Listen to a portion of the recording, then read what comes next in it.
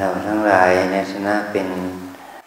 สุรสาวกสาวิกาของพระสัมมาสัมพุทธเจ้าในฐานะที่เราเป็นอุบาสกอุบาสิกาอุบาสกแปลว่าผู้ใกล้ชิดพระสงฆ์อุบาสิกาก็เป็นผู้ใกล้ชิดพระสงฆ์ในฐานะที่เป็นผู้ที่อุปถัมภ์พระสงฆ์มีความรู้สึกเป็นบวกเป็นกับพระรัตนตรัยถ้าเรามาปฏิบัติธรรมและจิตใจของเราเป็นลบต่อพระรัตนตรัยมันก็ไม่สามารถที่จะทำคุณธรรมของเราให้เจริญขึ้นได้เมื่อเราอยู่ในฐานะที่เป็นอุบาสกอุบาสิกามีฐานะที่ว่ามีจิตใจเลื่อมใสในพระรัตนตรัยพระพุทธเจ้าพระธรรมและพระอริยสงฆ์อย่างนี้มันจะทำให้คุณธรรมของเราเจริญขึ้นได้ในฐานะที่เราได้มาฝึกฝนอบรมภาวนาที่เรามาฝึกจิตของเราในวาระนี้ในโอกาสนี้ก็ให้เราได้รู้ว่าพระพุทธเจ้าพระธรรมพระสงฆ์ที่เราเคารพนับถือนั้นคืออะไรพระพุทธเจ้าไม่ใช่พระพุทธรูปนะไม่ใช่พระพุทธรูปพระธรรมไม่ใช่หนังสือนะไม่ใช่หนังสือธรรมะพระสงฆ์ไม่ใช่พระภิกษุสามเณรนะพระพุทธพระธรรมพระสงฆ์มุ่งหมายถึงคุณธรรมชั้นสูงที่เราเรียกกันว่าโลกุตระธรรมโลกุตระธรรมหมายถึงว่าคุณธรรมที่ทำให้ปุถุชนที่ทำให้ปุถุชนได้เป็นพระอริยะได้หมายความว่าเจ้าชายสิทธัตถะเนี่ยตอนที่พระองค์เนี่ยยังเป็นเจ้าชายอยู่ยังเป็นผู้แสวงหาธรรมอยู่พระองค์ก็เป็นปุถุชน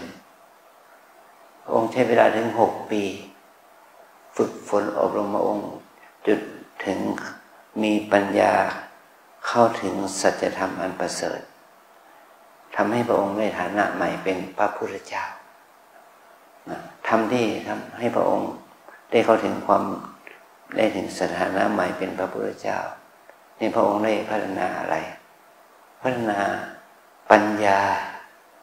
ศีลสมาธิของพระองค์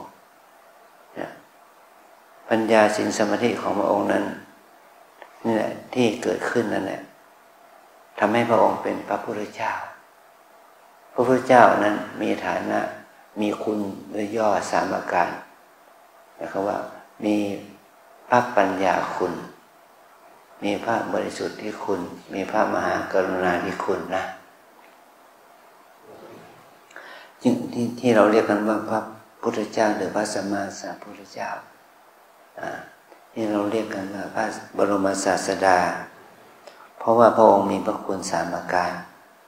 มีพระปัญญาคุณมีพระบริสุทธิ์ที่คุณมีพระมหากรุณาธิคุณนี่แหละอะไรทำให้พระเจ้าชายสิทธัตถะได้มาเป็นพระพุทธเจ้าอะไรก็คือว่าพระองค์เข้าใจธรรมะเข้าใจธรรมชาติของโลกของชีวิตมนุษย์และเทวดาพรหมทั้งหลายมนุษย์ทั้งหลายเข้าใจถึงความที่สัตว์ทั้งหลายนั้นมีทุกข์อยู่มีทุกข์อะไรล่ะทุกข์เกิดทุกข์ตายแล้วก็พวกเราก็มีทุกข์เกิดทุกข์ตาย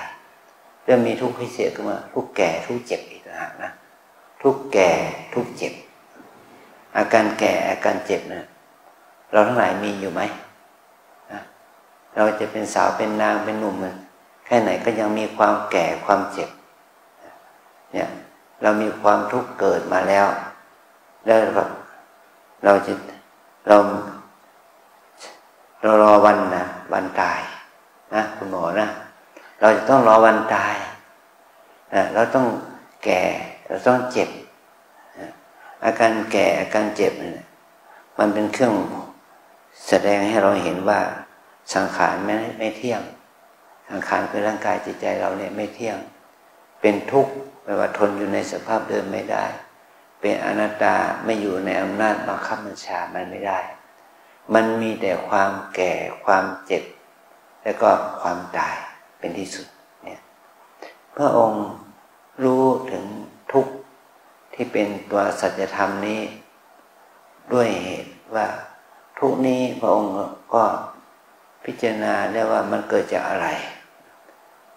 มันเกิดจากตัวตัณหาเป็นเหตุพิเศษตัณหาความโลภความโกรธความหลงราคะโทสะโมหะนี่แหละเป็นเหตุให้เราต้องมีทุกข์คือความเกิดแก่เจ็บตายในสังสาระไม่ว่าเราจะได้เป็นมนุษย์เป็นเทวดาเป็นพรหมก็เป็นทุกข์มันต้องทุกข์เพราะแก่ทุกข์เพราะเกิดทุกข์เพราะตายถ้าไปเกิดเป็นมนุษย์เป็นอบายสัตว์ล่ะเป็นเดรัจฉานเป็นอสุรกายสัตว์นรกเราจะต้องทุกข์เพราะความเกิดความแก่ความเจ็บความตายเป็นทุกข์ในสังสาระมันเกิดจากอะไรเกิดจากตัณหาอุปาทานความยึดมั่นเหล่านี้แหละนะเมื่อพระองค์ทรงรู้เหตุอย่างนี้พระองค์ก็พิจารณาว่าอะไรจะทำให้ดับทุกข์ได้พระองค์ก็ตรัสถึงว่าทำที่จะให้เราดับทุกข์ได้ก็คือต้องดับตัณหาเหมือนกับว่าไฟมันลุกไหม้เนาะไฟมันลุกไหม้มันเป็นเปลวลุกไหม้แล้วเนี่ยเราจะดับไฟที่ไหนไฟมันลุกที่ไหนก็ดับที่นั่นแต่ก็ไฟมันลุกที่ไหนก็ดับที่นั่นเนี่ยถ้าไฟมันลุกไหม้ที่ไหนเราไม่ดับที่นั่นมันก็ดับเหตุแห่งทุกข์ไม่ได้ก็เช่นเดียวกันทุกข์ทั้งหลายนั้นเกิดจากตัณหาราคะโทสะโมหะความยินดีความยินร้ายความยึดมั่นถือมั่นนี่แหละเป็นเหตุให้เกิดทุกข์ก็ให้ดับที่ตัวกิเลสตัวนี้เนี่ยดับตัณหาราคะโทสะโมหะนี้ทั้งเหตุพิเศษเหตุสามัญเนี่ยให้มันดับไปให้มันดับไปแล้วเราจะดับมันได้ด้วยวิธีใดอันนี้แหละพระองค์ก็ได้ทดสอบแล้วให้เราเจริญให้ถ้าเราจะดับกิเลสได้ด้วยการเจริญมรรคเจริญปัญญาศีลสมาธิถ้าเราเจริญพัฒนาปัญญาของตัวเราเองพัฒนาสมาธิของตัวสติสมาธิของตัวเราเองพัฒนาความพฤติกรรมทางกายวาจาให้ที่เราเรียกว่าศีลของตัวเราเองให้ดีขึ้นเมื่อศีลสมาธิปัญญามันเจริญขึ้นมันดีขึ้นมันจะทำให้เกิดกิเลสมันดับไปอกุศลมันก็จะดับไปอกุศลมันดับไปทุกข์มันก็ดับไปด้วยนะนี่แหละคือธรรมะที่ทำให้เจ้าชายสิทธัตถะได้เป็นพระพุทธเจ้าธรรมะตัวนี้ก็คืออริยสัจสี่รู้ทุกข์รู้เหตุแห่งทุกข์รู้ความดับทุกข์และรู้ข้อปฏิบัติเพื่อให้เข้าถึงความดับทุกข์เมื่อพระองค์ได้รู้อย่างนี้แล้วพระองค์สอนสาวกของพระองค์สอนยังไงสอนภิกษุภิกษุณีอุบาสกอุบาสิกายังไงสอนพวกกษัตริย์พราหมณ์แพทย์สูตรหรือจันทานเหล่านั้นสอนอะไรก็สอนเรื่องอริยสัจสี่แหละว่าไม่ว่าคุณจะอยู่ในวรรณะไหนเป็นพราหมณ์เป็นกษัตริย์เป็นแพทย์สูตรจันทานอะไรก็ตามแต่คุณก็มีทุกข์เกิดแก่เจ็บตายเหมือนกันคุณก็มีเหตุแห่งทุกข์คือตัวกิเลสตัณหาเหมือนกันความรู้ผิดเห็นผิดมีเหมือนกันคุณรู้ทุกข์และรู้เหตุแห่งทุกข์แล้วคุณละมันได้ไหมคุณไม่ละมันก็เพิ่มพลังของทุกข์ถ้าคุณละมันก็ละเหตุแห่งทุกข์ได้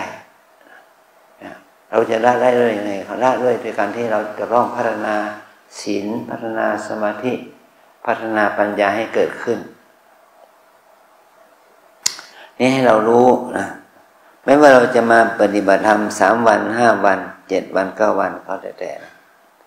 เราจะต้องมีเป้าหมายของเราคือให้เรารู้จักตัวเองให้เรารู้จักตัวเราเองนะทุกคนเนี่ยบางทีก็ไม่ค่อยรู้จักตัวเองรู้จักตัวเราเองว่าตัวเราเองที่แท้จริงเนี่ยมันคืออะไรถ้าตัวเราเองคือนายนั้นนางนี้มันเป็นเพียงแค่รู้สมมุติตัวเองนะรู้สมมุติตัวเองแต่ถ้าเรารู้ตัวเราเองว่าที่เรียกว่าชายหญิงนี่แหละที่เรียกว่าชายหญิงที่แท้จริงคือตัวธรรมะตัวเราเองให้รู้จักตัวเราเองให้รู้จักธรรมะธรรมะคือกายใจให้เรารู้จักรูปธรรมคือกายให้เรารู้จักนามธรรมคือใจนะให้เรารู้จักกายใจของตัวเองว่ากายใจของตัวเองเนี่ยตั้งแต่เกิดมาหรือว่าตั้งแต่อยู่ในครรภ์มารดานะตั้งแต่เกิดมาตั้งแต่เจริญเติบโตมาด้วยข้าวป้อนน้ำนมของแม่ของครอบครัวจนถึงเป็นหนุ่มเป็นสาวมาเนี่ยให้เรารู้ว่าสิ่งเหล่านี้มันเกิดขึ้นได้ด้วยเหตุแล้วก็เราถูกสอนจากครอบครัวจากครูบาอาจารย์จากสังคมน้อยใหญ่สอนว่าให้เราละชั่วทำดีทำใจให้บริสุทธิ์เราได้ยินก็ได้ยินอยู่แต่ว่าเราไม่ได้ปฏิบัติตามเราถูกสอนให้เรายึดถือว่าเป็นตัวเราเป็นของเราเป็นตัวตนของเราถูกสอนให้เรายึดมั่นถือมั่นมันก็ทำให้เราเพิ่มทุกข์เพิ่มทุกข์เพิ่มความรู้สึกมีความอยากมีความต้องการมีความยินดีอย่างนั้นอย่างนี้นี่สุขสอนให้เราเพิ่มให้เรารู้ผิดคิดผิดเห็นผิดก็จะเป็นเหตุให้เราเพิ่มพูนความทุกข์แก่ตนเองอย่างนี้แต่ตอนนี้เรามาอยู่ที่นี่เรามาฝึกตัวเราเองให้รู้ถูกคิดถูกมีความเห็นถูกให้เรารู้ว่าชีวิตของเราไม่ว่าหญิงหรือชายเนี่ยมันก็เป็นของไม่เที่ยงนะมันเที่ยงไหมลูกมันไม่เที่ยงมันเป็นทุกข์หรือเป็นสุขเล่ามันเป็นทุกข์เนาะมันเป็นของที่มีตัวตนบังคับบัญชามันได้ไหมไม่ได้เมื่อเรารู้อย่างนี้เนี่ยเราจะทำให้เรานั้นมีความยึดมั่นถือมั่นในตัวตนนี้น้อยลงนะอัตราตัวตนความยึดมั่นถือมั่นมันจะน้อยลงไปนี่แหละคือในทัศนคติที่ดีมันจะทำให้เราละเลิกความยึดมั่นถือมั่นได้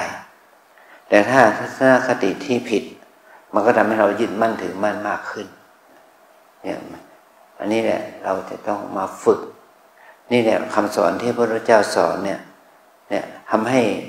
ภิกษุภิกษุณีอุบาสกอุบาสิกาหรือว่าคนในยุคนั้นสมัยนั้นว่าเป็นพวกวรรณกษัตริย์วรรณพราหมณ์วรรณแพทย์วรรณสูตรหรือแม้แต่คนจันทานนะเมื่อเข้าใจคำสอนของพระองค์ก็ได้ประพฤติปฏิบัติตามได้บรรลุธรรมเป็นพระโสดาบันพระสกทาคามีพระอนาคามีพระอรหันต์ได้เป็นพุทธบริษัท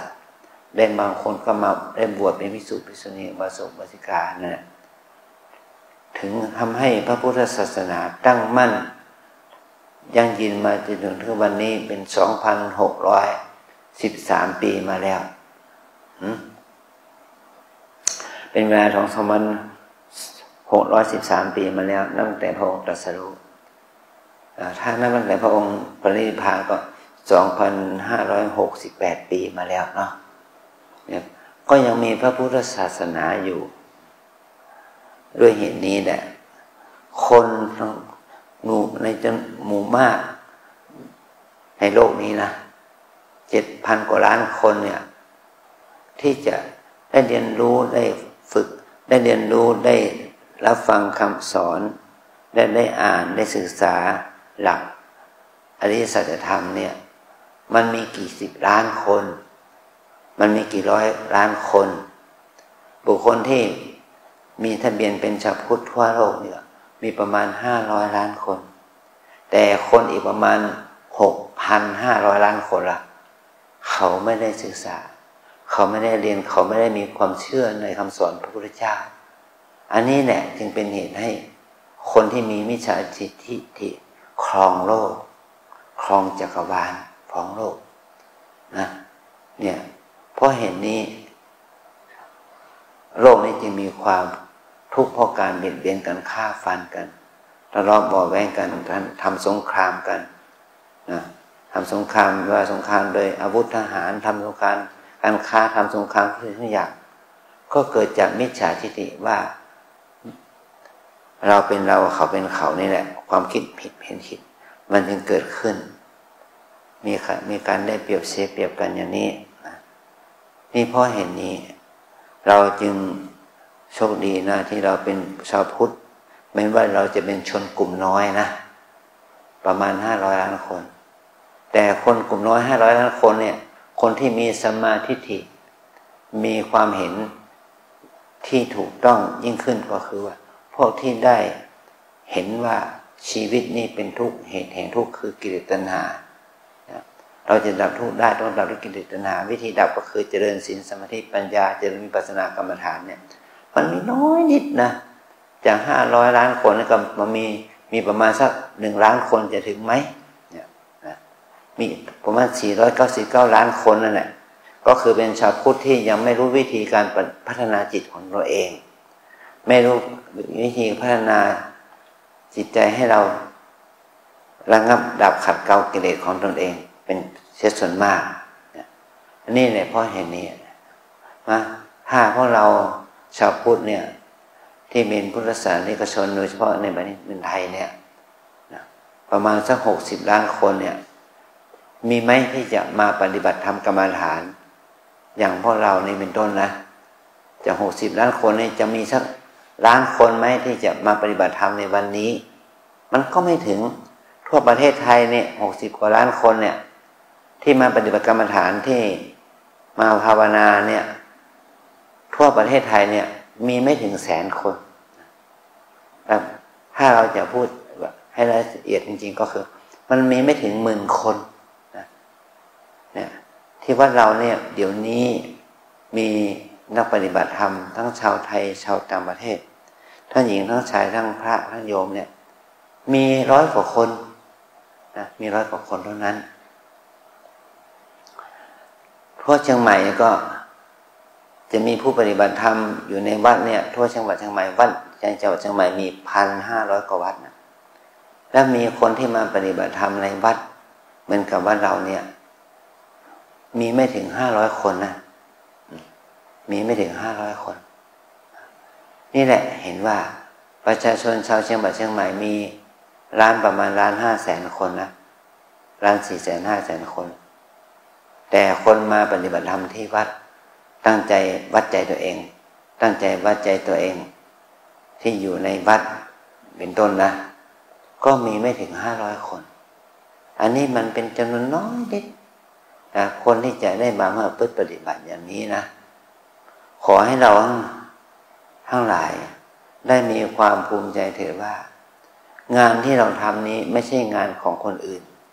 มันเป็นงานของเรามันเป็นงานที่เราปฏิบัติเพื่อบูชาพระรัตนตรัยไม่ใช่งานที่เพื่อปฏิบัติบูชาวัดไม่ใช่มาปฏิบัติเพื่อบูชาพระธาตุเจดีย์ไม่ใช่มาปฏิบัติเพื่อบูชาคุณของเจ้าอาวาสอย่างนี้เป็นต้นไม่ใช่มาปฏิบัติเพื่อบูชาศรัทธาญาติโยมที่มาเป็นเจ้าภาพถวายพระทหารโดยตรงแต่เราต้องมาปฏิบัติบูชาตัวเองให้เรารู้จักคุณค่าของตัวเองมันเหมือนกับว่าเราอยู่กับชีวิตเนี่ยเรามีลมหายใจเป็นใช่ไหมเรายังมีลมหายใจอยู่เราหายใจอย่างมีสติได้ไหมเราหายใจอย่างมีสติหายใจเข้ารู้ถึงลมหายใจเข้าว่าท้องพอง หายใจออกรู้ว่าลมหายใจออกท้องยุบเรามีสติกับอาการพองอาการยุบอย่างนี้ได้ตลอดทั้งวันไหมคุณหมอได้นะเอาจริงๆมันได้เป็นเปล่ามันก็ไม่ได้นี่แหละเราก็จะต้องเอาใจใส่ดูแลตัวเองเขาเรียกว่าโอกาสของชีวิตมีอยู่กับเราเสมอทุกลมหายใจนะหายใจเข้าหายใจออกให้เรามีสติมีสัมปชัญญะรู้อาการหายใจเข้าออกนั้นนั่นแหละคือโอกาสของชีวิตให้เราได้ภาวนาให้เราได้บุญหมายความว่าเรามาอยู่ที่นี่ทุกลมหายใจได้บุญเสมอถ้าเรามีสตินะทุกลมหายใจได้บุญเสมอนะลูกนะถ้าเรามีสติสัมปชัญญะทุกการกราบทุกการก้าวเดินได้บุญเสมอเมื่อเรามีสติมีสัมปชัญญะนะทุกอาการยืนเดินนั่งนอนเนี่ยถ้าเราเคลื่อนไหวกิริยาอิริยาบถน้อยใหญ่มันได้บุญเสมอถ้าเรามีสติสัมปชัญญะนะแม้จะเป็นเวลาอันน้อยนิด3 วัน5 วันก็ตามแต่มันก็เป็นวันที่มีค่าสำหรับเรามีประโยชน์สำหรับเรามันจะทำให้บุญกุศลพระธรรมจะต้องเกิดขึ้นจะได้เกิดขึ้นกับเรานี่ขอให้เรานั้นได้เห็นคุณค่าของชีวิตคุณค่าของเวลาทุกลมหายใจทุกอาการก้าวย่างทุกอาการเคลื่อนไหวถ้าเราทำอย่างนี้กับตัวเองอย่างนี้ด้วยความใส่ใจเอาใจใส่แล้วก็ปล่อยวางความกิเลสอกุศลโลภโกรธหลงละความยึดมั่นถือมั่นในสิ่งต่างๆในคนในสัตว์ต่างๆเนี่ยอยู่กับปัจจุบันคิดมีจิตจดจ่ออยู่กับปัจจุบันอย่างนี้ก็จะทำให้บุญกุศลภาวนาใหม่บุญกุศลภาวนาจะได้เกิดขึ้นกับเรามากยิ่งขึ้นนะนี่คือข้อคิดที่อาจารย์ได้ให้แก่พวกเราทั้งหลายวันนี้เนี่ยคือการปฏิบัติวิปัสสนากรรมฐานของเราวิปัสสนาแปลว่าวิแปลว่าแจ้งปัสสนาแปลว่าเห็นวิปัสสนาคือเห็นแจ้งวิคำนี้หมายว่าต่างปัสสนาแปลว่าเห็นก็เห็นต่างจากที่เคยเห็นวิแปลว่าวิเศษปัสสนาแปลว่าเห็นก็เห็นเป็นพิเศษเห็นเป็นพิเศษมันก็พิเศษกว่าที่เราเห็นมาแต่เดิมเราเห็นก็เห็นเป็นคนเป็นสัตว์เป็นหญิงเป็นชายเป็นพระเป็นโยมเป็นคนชั่วเป็นคนดีแต่ถ้าเราได้สติสัมปชัญญะได้เจริญปัญญานี่เราเห็นแจ้งเห็นต่างจากที่เคยเห็นว่าทุกสิ่งทุกอย่างไม่ว่าดีหรือชั่วไม่ว่าสุขหรือทุกข์ไม่ว่าคนหรือสัตว์ไม่ว่าหญิงหรือชายนะที่แท้มันก็คือตัวธรรมะที่ปรากฏเกิดขึ้นแก่เราอยู่นะไม่ว่าหญิงหรือชายเหมือนกันมีความแก่เจ็บตายเหมือนกันเนี่ยเมื่อวานเนี่ยอาจารย์ไปพบหมอไปเช็คระบบของร่างกายเนี่ยจากคะแนน30เหลือ27เพราะว่าใจเราเสียใจเรารู้สึกสลดสังเวชนึกถึงโยมคนหนึ่งมาทำบุญที่วัดเราเนี่ยทุกเดือนนะถวายอาหารเพลอาหารเช้าแล้วก็น้ำปานะแก่วัดเราบำรุงค่าน้ำค่าไฟแก่วัดเราแล้วก็ทำบุญบูรณะปฏิสังขรณ์วัดเราทุกเดือนละประมาณสัก3-4 หมื่นบาทเนี่ยทุกเดือนเลยโยมต้องเสียลูกสาวอายุ50 กว่าคุณแม่อายุ80 กว่าแล้วโยมต้องเสียลูกสาวอายุ50 กว่าเพราะว่าลูกสาวแกเป็นโรคภูมิแพ้เขาเรียกแพ้ภูมิตัวเองซึ่งแกกรรมไปเลยแกลูกสาวก็มีธุรกิจที่จะทำโรงงานทำอาหาร ก็ยังทำไม่เสร็จต้องมาเสียชีวิตเนี่ยเรามานึกถึงว่าชีวิตของโยมเนี่ยไม่เที่ยงแท้เราสะดุดสังเวชใจเหลือเกินแล้วก็ไปหาหมอเราก็จิตใจเราก็คิดถึงเรื่องนี้นะว่าสลดใจมันก็ทำให้เกณฑ์ในการวัดมาตรฐานของเราเนี่ยตกลงไป3 แต้มนะจาก30เหลือ27เนี่ยเพราะว่ามันมีผลกระทบทางด้านจิตใจเรามากเพราะว่าคุณแม่นี่ที่เป็นแม่ของคนตายเนี่ยได้ช่วยเหลือเกื้อกูลพระพุทธศาสนามานานตั้งแต่สมัยหลวงปู่ทองอยู่ที่นี่ท่านได้อุปถัมภ์บ้านลำเปิงเราเนี่ยรวมถึงว่าหลวงปู่เนี่ยท่านไปจอมทองก็ไปอุปถัมภ์หลวงปู่ที่จอมทองกับบ้านเรานี่อย่างสม่ำเสมอต้นเสมอปลายรวมเกื้อกูลแล้วก็โยมต้องมาเสียลูกเสียหลานเสียลูกสาวลูกชายและหลานตายก่อนที่จะจุงแม่จุงยายเข้าป่าช้าแต่ลูกหลานก็มาตายซะก่อนเราจึงเห็นว่าสังขารทั้งหลายมันไม่เที่ยงจริงๆต้องมาเสียชีวิตในวัยนี้อย่างนี้นะนี่วิปัสสนากรรมฐานถ้าเราฝึกเราก็จะลดความโศกความเสียใจความพิไรรำพันความเศร้าใจความคับแค้นใจความเป็นของที่ไม่ได้ดังใจแต่เราก็สังเวชใจอยู่มีความรู้สึกสลดใจอยู่นี่ถ้าเราปฏิบัติอย่างกรรมฐานนี่เราก็ฝึกตัวเองนะเราไม่รู้ว่าตัวเราจะเป็นยังไงแม่พ่อของเราจะเป็นยังไงพี่น้องของเราจะเป็นยังไงสามีภรรยาของเราจะเป็นยังไงลูกหลานของเราจะเป็นยังไงก็ไม่รู้นะเราต้องไม่ประมาทในตัวเองเพื่อให้เราเกิดสติสัมปชัญญะในการดำเนินชีวิตนะนี่ว่ากรรมฐานนี้จะต้องฝึกให้เราฝึกปล่อยวางความยึดถือยึดมั่นฝึกปล่อยวางความมีตัวตนฝึกปล่อยวางความมีฐานะมียศมีศักดิ์ฝึกปล่อยวางในความที่มันทุกสิ่งทุกอย่างที่ทำให้เราเกิดความทุกข์เราจะต้องฝึกนะนี่คือแนวการฝึกนี้เรียกว่าเจริญสติปัฏฐาน4เนี่ยวิปัสสนาในแนวสติปัฏฐาน4ฝึกให้เรามีสติเป็นไปในกายฝึกให้เราเจริญสติเป็นไปในเวทนาในจิตในธรรมอย่างนี้นะแม่ชีท่านก็ได้สาธิตเราแล้วเนาะให้เราได้ไปบัตรตามนะเอาทุกคนต่อไปว่าตามอาจารย์เป็นลงมือวิปัสสนากรรมฐานตามแนวสติปัฏฐาน4 1 กาย2 เวทนา3 จิต4 ธรรมวิปัสสนากรรมฐานตามแนวสติปัฏฐาน4 1 กาย2 เวทนา3 จิต4 ธรรม1 กาย2 เวทนา3 จิต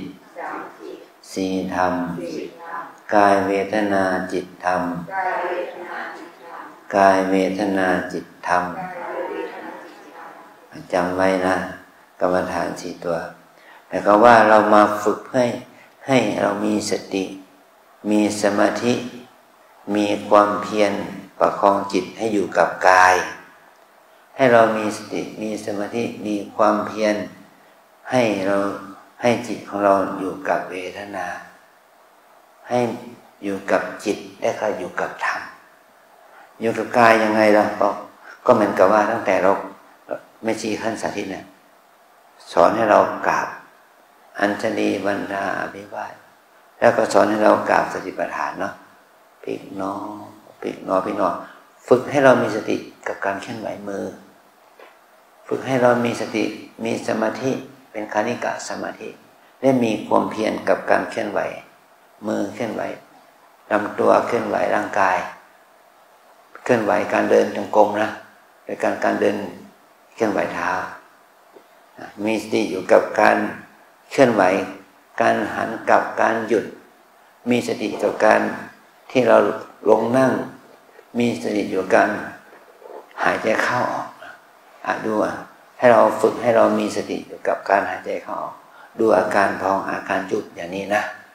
นี่แหละเป็นการฝึกให้เรามีสติสัมปชัญญะให้เกิดขึ้นนะในกายนี่ไม่ใช่ว่าเดี๋ยวพ่อแก้กันกลับกันเดินกันนั่งรวมไปถึงการเรียนบทน้อยใหญ่ล้างหน้าแปรงฟันบ้วนปากหวีผมถ่ายหนักถ่ายเบาทำกิจกรรมน้อยใหญ่นะตักอาหารใส่ปากก็ได้ล้างถ้วยล้างจานจะต้องมีสติกับ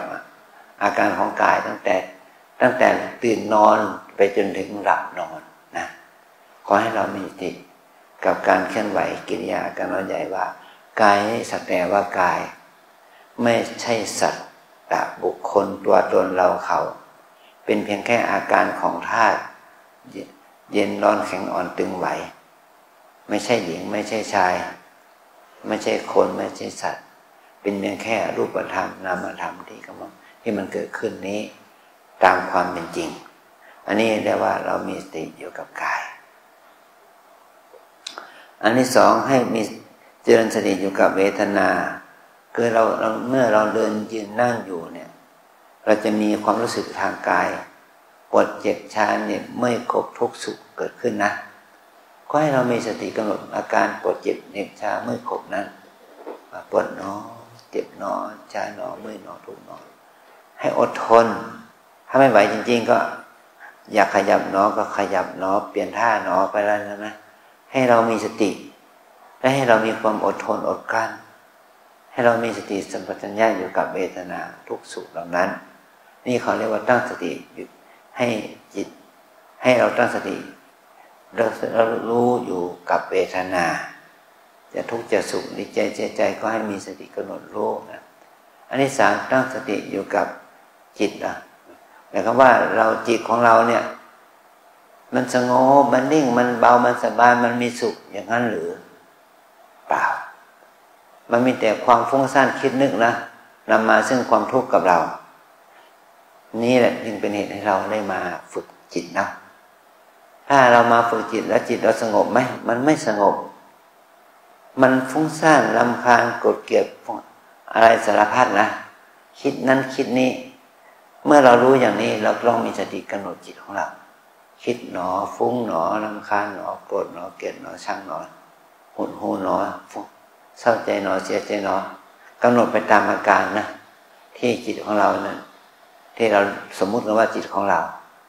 แต่มันไม่ใช่จิตของเราถ้าเป็นจิตของเรามันก็สงบแล้วมันจะต้องสุขนะมันจะต้องมีความมีสติมีสมาธิดีขึ้นแต่ถ้าเรา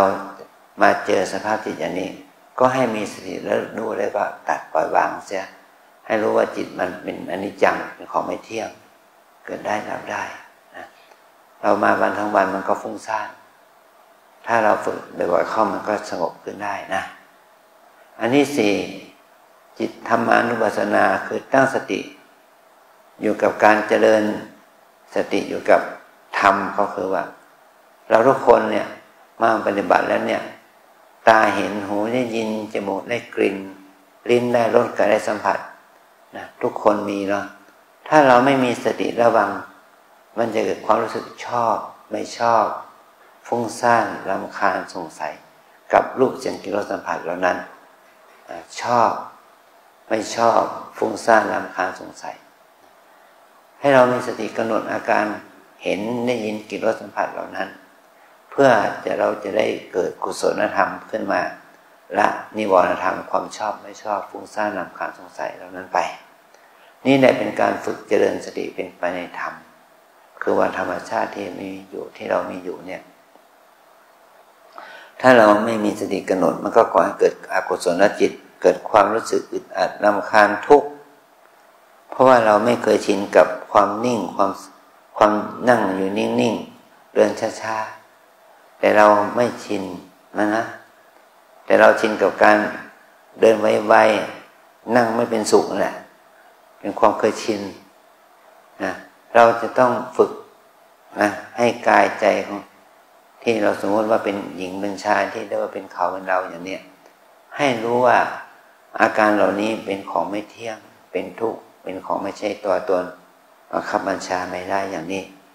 ถ้าเราฝึกอย่างนี้เป็นไปด้วยดีก็จะทำให้การภาวนาของเรามันค่อยๆเจริญขึ้นพัฒนาขึ้นนะมันเหมือนกับเม็ดพืชที่มันเป็นแบบพวกเถาวัลย์เม็ดพืชมันเรามาบ่มมาเพาะมันก็ไม่เป็นเถาวัลย์เมื่อมันงอกเงยขึ้นมาแล้วมันมีที่เกาะที่เกี่ยวมันยาวเป็นไรเป็น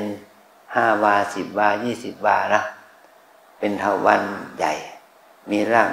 มีรากมีตัวมือมันก็เกาะเกี่ยวข้างบนมันเหนียวมันแน่นมันแข็งมันก็ทำให้เราเห็นว่าสิ่งเหล่านี้มันเกิดจากเม็ดพันธุ์เล็กๆมันก็ก่อให้เกิดเถาวัลย์ที่ใหญ่โตขึ้นมาเนี่ยเหนียวแน่นขึ้นมาเนี่ยเราทั้งหลายก็เหมือนกันแม้ว่าเราจะมีสติกำหนด1 คน 2 คน 5 คน 10 คนถ้าเรากำหนดให้ต่อเนื่องไปเนี่ยมันก็ทำให้เกิดการภาวนาที่เป็นคุณแก่เรามากยิ่งขึ้นทำให้จิตใจเราเหนียวแน่นมั่นคงขึ้นจะทำให้เรารู้สึกคุณค่าของการภาวนาการภาวนาก็ไม่ใช่อีกสิ่งอะไรก็ได้แก่การพัฒนาจิตของเรานั่นเองนะกินน้อยนอนน้อยพูดน้อยปฏิบัติให้มากขึ้นนะเอาใจใส่ดูแลตัวเองอย่างนี้ขออนุโมทนาบุญกับเราด้วยนะ